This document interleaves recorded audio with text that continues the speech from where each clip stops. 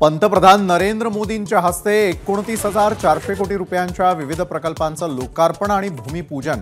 मुंबई आणि महाराष्ट्राला जगातलं मोठं आर्थिक केंद्र बनवणार मोदींचा विश्वास.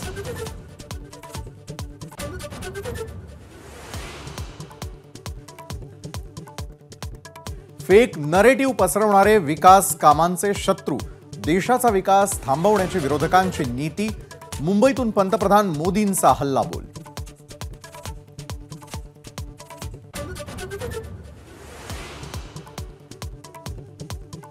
विधान परिषद निवडणुकीमध्ये 2 एकर जमीन आणि 20 ते 25 कोटींचा सौदा झाल्याचा संजय राऊतांचा आरोप. तर हार झाल्यानंच सत्तेचा आणि पैशांचा वापर झाल्याची टीका.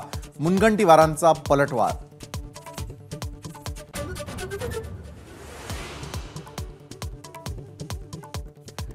शरद पवारांच्या राष्ट्रवादीचंच एक मत फुटलं.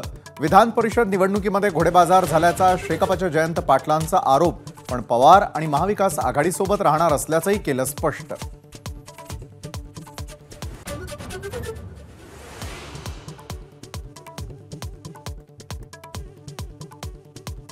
सरकारला मराठ्यांचा रोष परवडणार नाही. हक्काचं आरक्षण आम्हाला द्या. सरकारला दिलेली डेडलाईन संपल्यावर मनोज जरांगेंचा इशारा. 288 उमेदवार पाडण्याचाही दावा.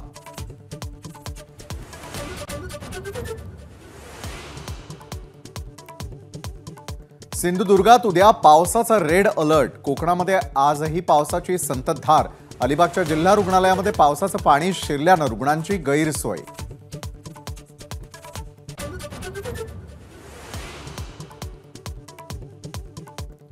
पालघरमध्ये काल रात्रीपासूनच पावसाची जोरदार बॅटिंग. सूर्या नदीला पूर. अनेक गावांचा संपर्क तुटला.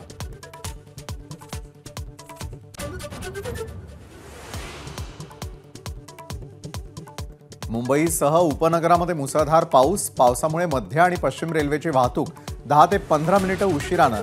अंधेरी सबवे बंद.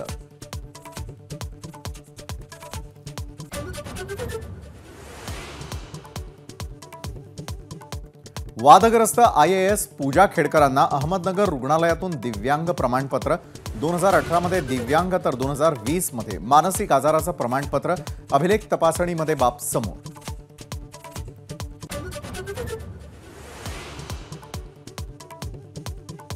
ABP माझाच्या बातमीनंतर वादग्रस्त IAS अधिकारी पूजा खेडकरांच्या आईवर गुन्हा दाखल.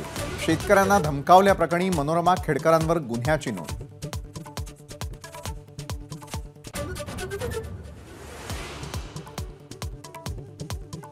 सात राज्यांमधल्या विधानसभांच्या 13 जागांच्या पोटनिवडणुकीमध्ये भाजपची पिछेहाट. इंडिया आघाडीला 10 तर भाजपनं अवघ्या 2 जागा जिंकल्या.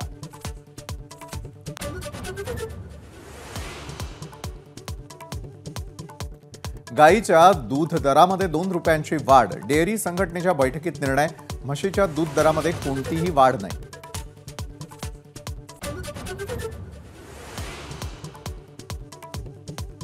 संत ज्ञानोबांच्या पालखीचं दुसरं गोल रिंगण माळशिरसमध्ये संपन्न. ज्ञानोबांच्या पालखीला आज वेळापूरमध्ये मुक्काम.